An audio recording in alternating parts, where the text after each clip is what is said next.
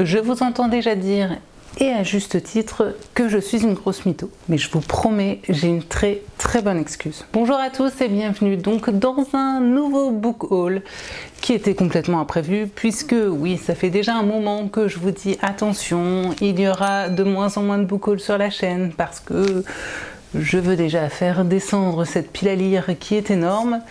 Sauf que voilà, début ou mi-mars, vous n'êtes sûrement pas sans savoir que certaines régions ont été reconfinées avant le reconfinement global. Et bien sûr, j'habite dans l'une de ces régions, autant vous dire que le soir où on a eu cette annonce-là, j'avais franchement le moral dans les chaussettes. Et c'était encore le cas les jours suivants. Du coup, histoire de me remettre un petit peu de baume au cœur, vous vous en doutez, j'ai craqué sur des bouquins. Il y en a, c'est le chocolat, d'autres les fringues, et moi c'est les livres. J'ai donc fait un petit détour par le Easy Cash avant que malheureusement il ferme ses portes. Et comme ça ne suffisait pas parce que j'avais en plus de ça quelques titres en tête bien spécifiques que je voulais découvrir, j'ai aussi fait une petite commande de livres neufs, ainsi qu'une autre commande sur internet de livres d'occasion. Ah oui, et puis chose étonnante à noter, mais comme quoi tout arrive sur cette chaîne, j'ai aussi reçu un service presse.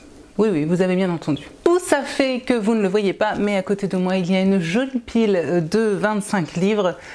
Ce qui fait qu'à mon avis, je vais même devoir découper ce book haul en 2 vidéos. Parce que sinon, ça va durer beaucoup trop longtemps. Par conséquent, aujourd'hui, je vais déjà vous présenter une petite sélection d'une quinzaine de bouquins. J'espère que vous y ferez de belles découvertes. En tout cas, moi, il me tarde vraiment de pouvoir me jeter dessus. Alors, trêve de blabla et allons-y, c'est parti. Je vais du coup commencer par vous parler de ce service presse que j'ai reçu puisque ce sera le seul de cette vidéo.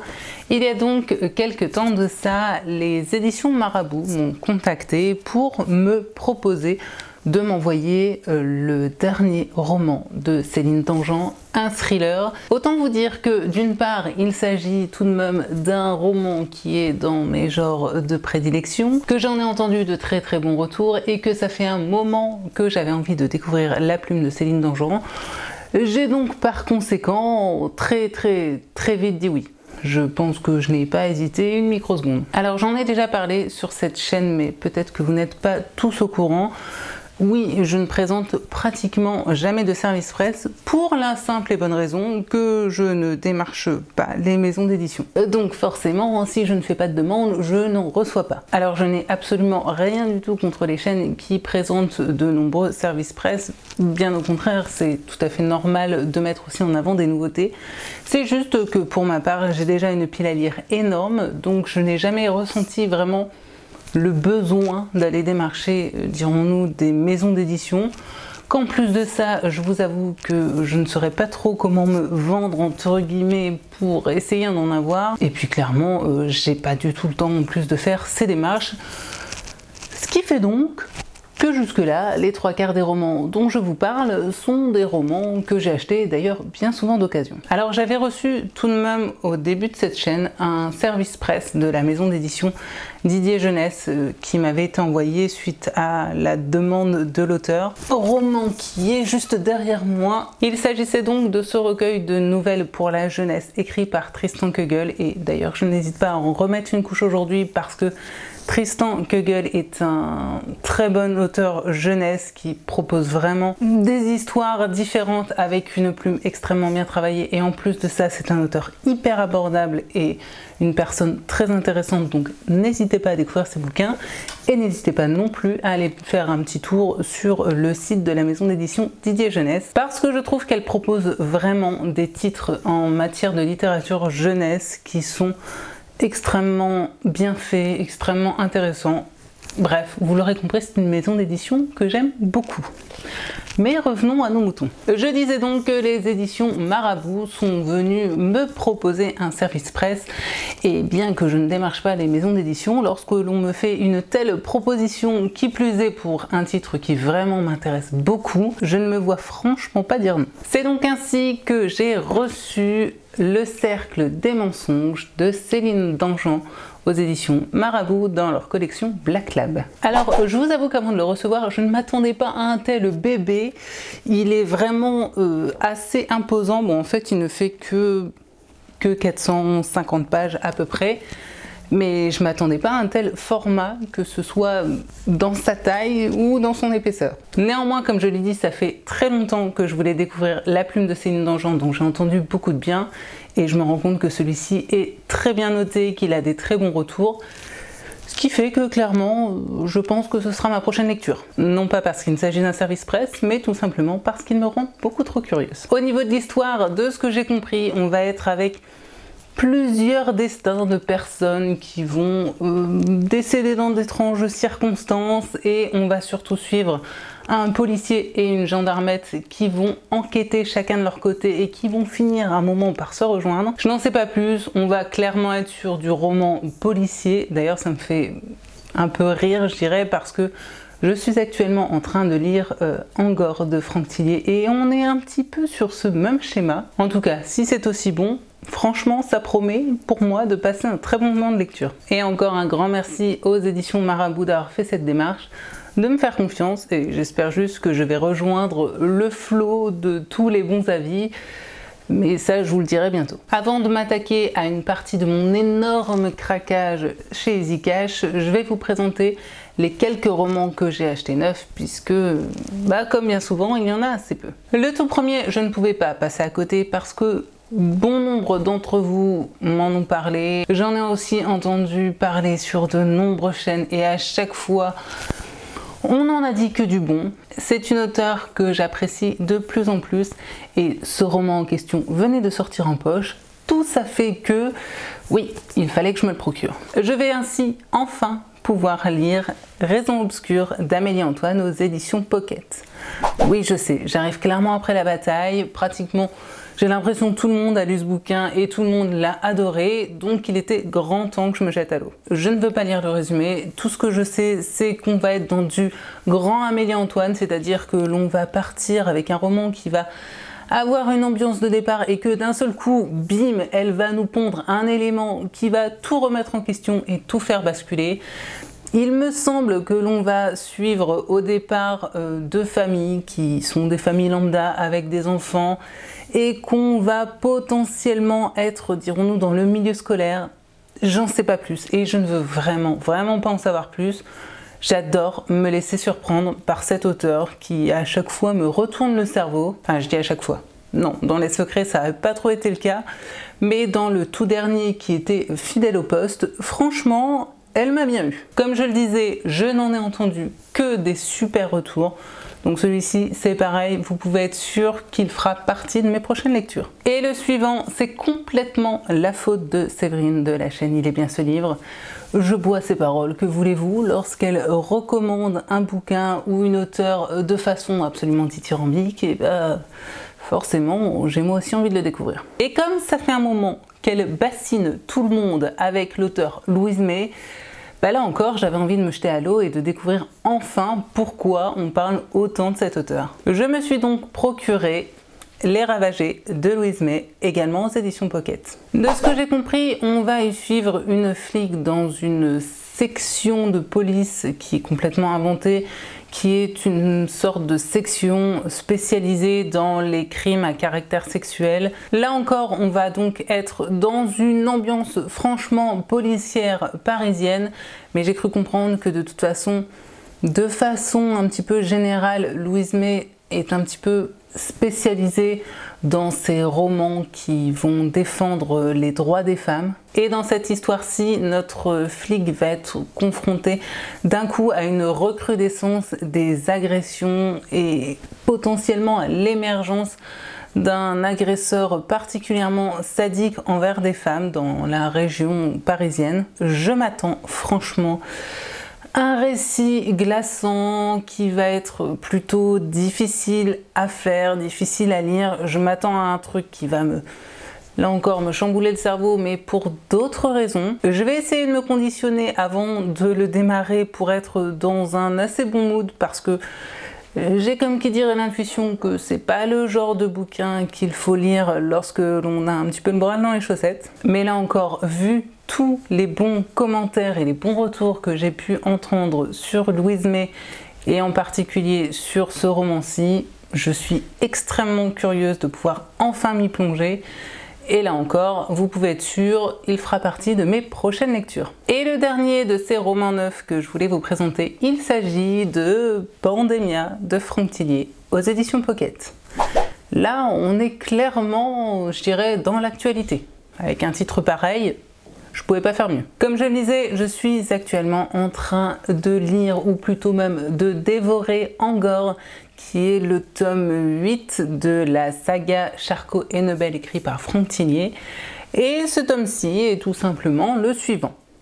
Oui, je suis tellement accro que j'en suis au point où il me faut des romans d'avance de Franck Thillier parce que sinon je suis en manque et ça va pas. Bon alors comme bien souvent avec Franck Thillier et plus particulièrement avec la saga Charcot et Nebel, on va débuter avec un point de départ dans lequel on va retrouver des corps ou plutôt des morceaux de corps dans des situations un petit peu particulières.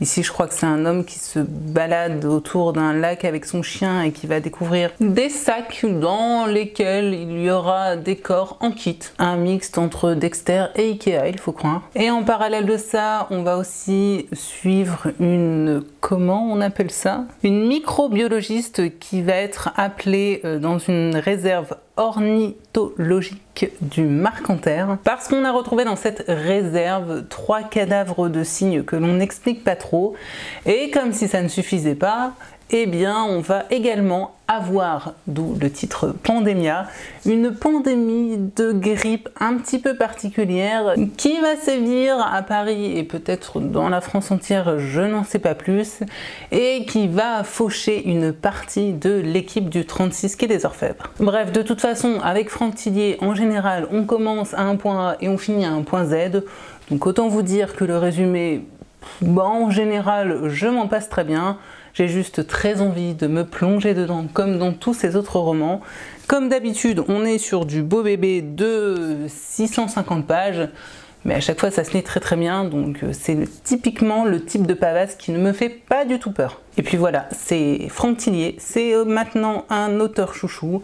De toute façon, je veux lire tous ces bouquins, et étant donné que je n'arrivais pas à le trouver en occasion dans mon Digicash, j'ai fini par me l'acheter en neuf. Ils sont forts, très forts ces auteurs chouchous. Bon, et dès maintenant, nous allons du coup passer à une partie de mes gros craquages en occasion. Mais du coup, comme c'est de l'occasion, disons que j'étais un petit peu plus décomplexée et je me suis peut-être un petit peu plus lâchée en raison du prix des bouquins. C'est un petit peu le piège du coup. Le tout premier, je ne l'ai pas acheté chez EasyCash, mais tout simplement sur Vinted. Je passais une commande pour toute autre chose que des livres. Sauf que voilà, je suis allée voir dans le dressing de la vendeuse et elle avait entre autres des bouquins. Du coup, je me suis dit, bah, quitte à faire une commande, allons-y, autant rajouter un livre avec. C'est donc ainsi que j'ai reçu Purge de Sofia Oksanen aux éditions Le Livre de Poche. Ce qui m'a plu dans le résumé de ce roman et ce qui m'a vraiment attiré, c'est qu'ici on va se retrouver en Estonie, et c'est franchement pas tous les jours que je peux lire des romans qui se passent en Estonie. On va être en plus de ça, je crois, dans une sorte de contemporain noir qui va mettre en scène deux destins croisés de deux femmes brisées, qui va nous permettre aussi de revenir sur 50 ans de l'histoire de l'Estonie. Puisqu'au début de ce roman, nous sommes en 1992, le front soviétique vient de s'effondrer, les Russes dégagent de l'Estonie, et l'on va suivre plus particulièrement une vieille femme qui s'appelle Alide, qui se terre chez elle parce qu'elle a peur que suite au départ des Russes, on vienne piller ses petits biens. Et elle va découvrir au fond de son jardin une jeune femme prostrée qui s'appelle Zara, qui est une jeune femme qui a été prostituée, je crois, par des Russes à Berlin, qui s'est enfuie, qui se retrouve là un petit peu sans rien. Et malgré le fait qu'elle ait un peu peur au début et qu'elle a certaines réticences, eh bien notre vieille femme va accueillir chez elle la jeune Zara, et j'ai cru comprendre que certains liens allaient se nouer entre elles, qu'elles allaient échanger autour de leur vie à toutes les deux, qui ont été des vies plutôt massacrées, plutôt difficiles. Toutes deux ont connu l'humiliation et la violence, et c'est au travers du récit au présent, je pense, de Zara, mais également du récit au passé de la vieille Alide, que l'on va retracer 50 années de violence, je pense, en Estonie, et que l'on va aussi, à mon avis, aborder un petit peu la condition des femmes dans ce pays. En tout cas, c'est ce que nous laisse sous-entendre la 4e. Vraiment, je suis très curieuse là encore de le découvrir parce que j'ai l'impression que c'est typiquement le type de récit assez original que je vais pas rencontrer partout. Et puis comme je l'ai dit, l'Estonie c'est vraiment un pays sur lequel j'ai peu l'habitude de lire. Donc voilà, là encore j'espère vous en reparler très vite. Le roman suivant, je vais passer très rapidement dessus parce que c'est un classique de chez classique. Il s'agit de L'Attrape-Cœur de Salinger aux éditions Robert Laffont dans leur collection Pavillon Poche. Bon, comme je l'ai dit, L'Attrape-Cœur c'est un roman qu'on ne présente plus, c'est vraiment devenu un classique dans le monde entier, mais je ne l'ai jamais lu. Donc forcément, j'avais envie de remédier à cette situation, et comme je suis tombée par hasard dessus et qu'il était à même pas 1 €, je me suis dit c'est un signe, c'est l'occasion ou jamais, vas-y, lance-toi. Bon alors par contre, je ne m'attendais pour le coup pas à un roman aussi court, j'espère vraiment qu'on est sur du texte intégral. J'arrive pas à trouver l'info, savoir si vraiment L'Attrape-Cœur est un roman aussi court ou pas, donc si vous avez la réponse, s'il vous plaît, dites-le moi. Que je l'aime ou pas, je suis vraiment curieuse de le découvrir pour ma culture personnelle et comme je l'ai dit, comme c'est un roman de toute façon très court, ce n'est même pas négociable, celui-ci il faut que je le lise. Pour le roman suivant, on va repartir dans les pays où il fait froid puisque je me suis également procuré Les Nuits de Reykjavik d'Arnaldur Indridason aux éditions Le Cercle Point. D'Arnaldur Indridason, j'avais lu de lui Dans l'ombre qui était le premier tome d'une trilogie il me semble, et j'avais également lu La Femme en Vert qui fait partie je crois de la saga avec son personnage récurrent d'Erlendur, j'en suis même pratiquement certaine.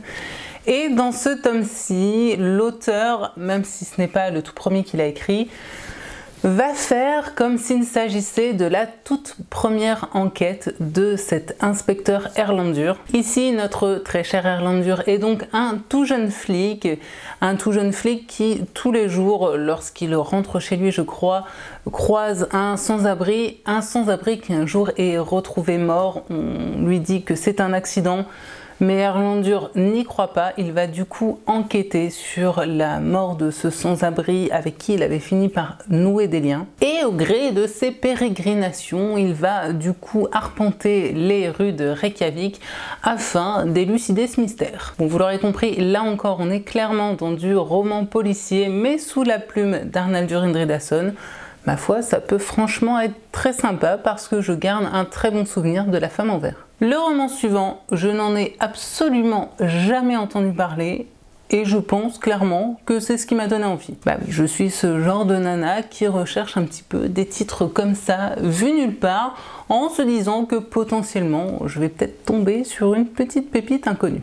Et ce roman, il s'agit de La Trace du Silure de Sylvain Forge aux éditions Le Livre de Poche. Bon, là encore, on va être totalement plongé dans l'ambiance policière et je vous préviens, mes craquages ont clairement été mis sous le signe des romans policiers, thrillers et romans noirs. J'avais besoin de me faire plaisir, du coup, bah forcément, j'ai craqué plutôt pour des romans qui sont dans mes genres de prédilection. Et ici, on va suivre une flic qui travaille au 36 quai des Orfèvres, mais qui, suite je crois à une rupture sentimentale qui ne s'est pas du tout bien passée et qui a un petit peu le moral bien au fond des chaussettes, va décider tout simplement de quitter le 36 et d'aller plutôt travailler proche de Nantes pour s'occuper de sa mère qui est malade, et dans l'idée peut-être d'avoir un job de flic un petit peu plus calme qu'au 36 quai des Orfèvres.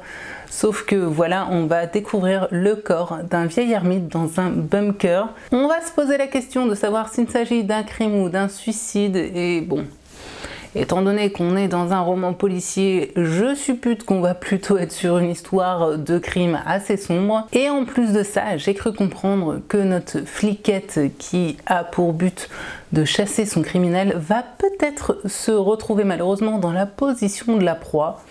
C'est un roman très court, c'est un auteur que je ne connais pas, un roman dont je n'ai jamais entendu parler, alors je me suis dit, allons-y, lançons-nous. Autre roman dont je n'ai absolument jamais entendu parler, tout comme son auteur d'ailleurs, il s'agit de L'homme au papillon de David Moité aux éditions Pocket. Bon alors je vous le donne en mille, ici nous allons être avec un roman policier, oui encore. Au départ de cette histoire, on va découvrir le cadavre d'un homme en costume cravate congelé avec une enveloppe à la main. Une enveloppe qui est adressée à un flic. Alors ce flic en question de la brigade criminelle ne comprend pas très bien pourquoi son nom figure sur une enveloppe retrouvée sur un homme mort et ça va devenir encore plus énigmatique lorsque l'on va découvrir dans cette enveloppe un poème qui va tourner autour des échecs. Alors personnellement, j'ai essayé vaguement d'apprendre, mais les échecs, ce n'est franchement pas mon truc. Sauf que, entre deux, je pense comme quasiment tout le monde, j'ai découvert la série Le jeu de la dame, je crois, qui m'avait dans l'ensemble franchement plutôt plu. Du coup, je me suis dit, allez, des meurtres, des cadavres congelés, des flics et une histoire d'échecs, ma foi, ça peut être franchement sympa. Alors ne me demandez pas ce que les papillons ont à voir dans cette histoire, je le saurai en lisant ce roman. En tout cas, voilà, encore un auteur à découvrir. Moi, j'en demande pas plus. Enfin, j'en demande pas plus, mais j'espère quand même secrètement que ça va être bien. Et bien écrit. Mais en tout cas, moi, le côté découverte, il n'y a rien à faire. J'adore ça. J'ai l'impression d'être une sorte d'Indiana Jones de la littérature. Je vais un peu loin là, vous pensez ? Ouais, des fois dans ma tête il se passe des trucs tellement bizarres, vous imaginez même pas. Et je vous préviens, on n'a pas fini dans cette sélection avec les auteurs et les romans dont je n'ai personnellement jamais entendu parler. Et c'est encore le cas du roman suivant. Puisque j'ai également craqué pour Justice soit-elle de Marie Vindy aux éditions Le Cercle Point. Alors le sous-titre de ce roman c'est l'affaire des disparus de l'A6 et de ce que j'ai compris ici on va être avec une histoire qui est franchement inspirée de faits réels. On va y suivre donc une avocate qui décide elle-même de reprendre des affaires qui ont été non élucidées, de femmes que l'on retrouve, j'ai cru comprendre, le long de l'autoroute. La dernière phrase du résumé nous dit « Son engagement pour faire éclater la vérité en devient aussi un salutaire contre les violences faites aux femmes ». On va donc être avec une femme qui va se battre pour rendre justice à des femmes assassinées.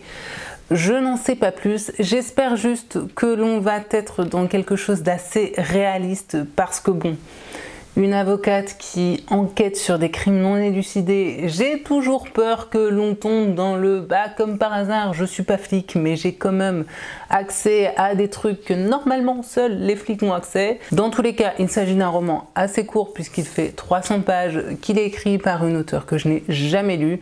Donc ce sera là encore l'occasion de découvrir une auteure de plus et pourquoi pas potentiellement me renseigner par la suite sur les faits divers qui sont à l'origine de cette histoire-ci. Concernant l'auteur suivant, là pour le coup j'en ai très souvent entendu parler et je ne l'ai encore jamais lu. Du coup lorsque je suis tombée par hasard sur l'un de ses romans, je me suis dit que c'était l'occasion d'enfin découvrir sa plume. C'est ainsi que j'ai acheté 4 racines blanches de Jacques Saucé aux éditions Le Livre de Poche. Dans cette histoire, on va suivre un flic parisien qui est appelé au Canada pour une raison X ou Y, je ne sais pas trop. Sauf que voilà, à peine arrivé, eh bien, il va être témoin du meurtre de sa collègue canadienne et également de l'enlèvement d'une femme sous ses yeux. Du coup, ni une ni deux, on le met sur cette enquête, histoire de retrouver cette femme et d'élucider un petit peu le pourquoi du comment. Sauf que voilà, assez rapidement, le corps de cette femme enlevée va être retrouvé à l'entrée, je crois, d'une réserve indienne sur les bords du Saint-Laurent. Notre flic va donc se retrouver au fin fond du Canada à enquêter dans cette réserve indienne qui n'est pas vraiment sous sa juridiction avec sa collègue venue de Paris. Et il semblerait que cette enquête va le mener sur les traces du plus grand criminel du Canada.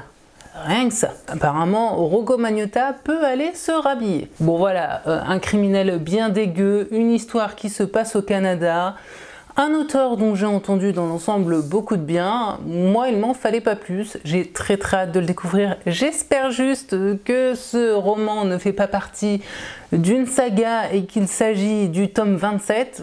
Je vous avoue que j'ai pas regardé avant, mais si c'est le cas, eh ben, je pourrais m'en prendre qu'à moi-même. On est sur du presque 500 pages, mais si l'écriture est fluide, le rythme plutôt bien mené et l'histoire intéressante, j'ai bon espoir que ça se lise très rapidement et que ça me procure surtout beaucoup de plaisir de lecture. Bon, le roman suivant, là encore, c'est complètement la faute de Sève, puisque ça y est, je suis enfin tombée sur ce roman dont elle parle si souvent, et j'ai du coup enfin pu me procurer Petit secret, grand mensonge de Liane Moriarty aux éditions Le Livre de Poche. Oui, ce roman avait été adapté il y a quelques années en série avec entre autres...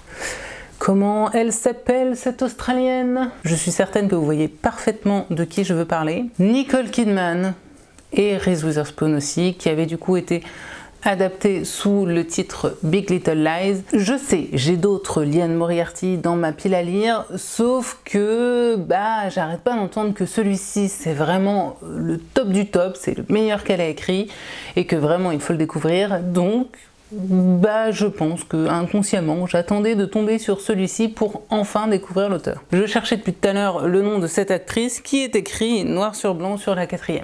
La série a tout de même obtenu 5 Emmy Awards en 2017, ce qui est quand même pas si mal et qui laisse supposer que l'histoire doit pas être dégueu. De ce que j'ai compris, on va être avec la fête de l'école où il y a du coup plein de gamins et plein de mamans et une personne va mourir et toute l'intrigue va être de savoir pourquoi cette personne est morte et surtout qui l'a tuée. Donc j'ai l'impression qu'on va être avec une sorte de bande de desperate housewives bien sous tout rapport, sauf que potentiellement l'une d'entre elles est une meurtrière. Et que bien sûr chacune d'entre elles vont avoir leur lot de secrets et de mensonges, sinon il n'y aurait pas d'intrigue, il n'y aurait pas de suspense et il n'y aurait pas ce titre surtout. Là encore je m'attendais pas à un roman aussi long parce qu'on est tout de même sur du 560 pages. Mais voilà, une fois de plus, j'en ai entendu que du bon. Donc je suppose fortement que ça se lit très bien. Et de toute façon, je suis beaucoup trop curieuse depuis le temps que j'en entends parler et j'ai vraiment beaucoup trop envie de le découvrir.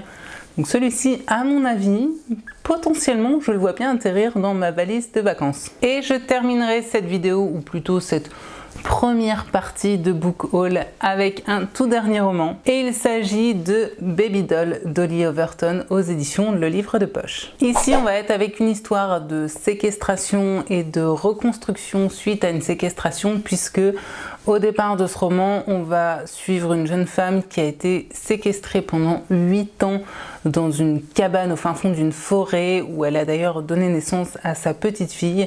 Sauf que voilà, un soir, son bourreau oublie tout simplement de fermer le verrou comme d'habitude, ce qui fait qu'elle en profite bien sûr pour s'échapper, sauf que ce qu'elle n'avait pas anticipé, c'est que sa disparition a complètement détruit sa famille, a également détruit sa sœur jumelle et je suppose du coup par là que son retour ne va peut-être pas être aussi simple qu'elle l'espérait, que ce soit pour elle ou pour ses proches.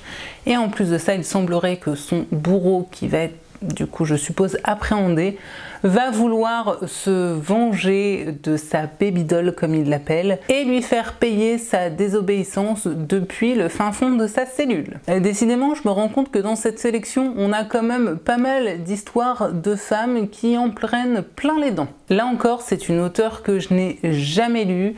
Des histoires de séquestration, c'est très bizarre à dire, mais dans l'ensemble j'aime plutôt ça, si c'est bien écrit, si c'est bien fait, et si on aborde bien toute la psychologie de la victime et pas que. C'est donc ce que j'attends de ce roman. On verra bien ce que ça donne. Dans tous les cas, là encore, ce sera l'occasion de découvrir une nouvelle plume. Et en tout cas, si de votre côté, vous avez déjà lu ce roman, n'hésitez surtout pas, comme d'habitude, à me dire ce que vous en avez pensé. Peut-être que ça le fera remonter sur le haut de la pile. Voilà, c'est donc ainsi que je vais clôturer, comme je le disais, cette première partie de book haul parce que j'ai encore une jolie petite pile de livres à côté à vous présenter, mais à mon avis, cette première partie sera déjà bien assez longue. Pour ma part, je vais donc filmer la deuxième partie là tout de suite après, mais pour vous, eh bien, la suite ce sera la semaine prochaine. Mais du coup, ne soyez pas surpris si j'ai la même tronche et les mêmes fringues, c'est tout à fait normal. J'espère en tout cas vous avoir potentiellement fait découvrir certains titres et vous avoir donné envie d'en lire. Je sais pas vous, mais moi en ce moment, je suis dans une période où j'ai envie de dégommer du bouquin. Donc j'espère pouvoir en découvrir un maximum là dans un minimum de temps avant aussi potentiellement l'arrivée du petit cornichon pour ceux qui ont suivi l'histoire. Parce qu'à mon avis après ce sera beaucoup moins simple de me dégager du temps pour bouquiner. Mais bon, ça on verra bien comment ça se passera à ce moment-là. Comme d'habitude, on n'oublie pas de laisser des commentaires pour échanger avec moi et puis aussi pour aider la chaîne et pourquoi pas vous abonner si ce n'est pas déjà fait. Je vous souhaite donc comme d'habitude bien sûr paix, amour et littérature dans vos cœurs et je vous souhaite de très bonnes lectures. J'espère vous retrouver très bientôt sur cette chaîne. En tout cas, moi je serai au rendez-vous comme d'hab. Bye!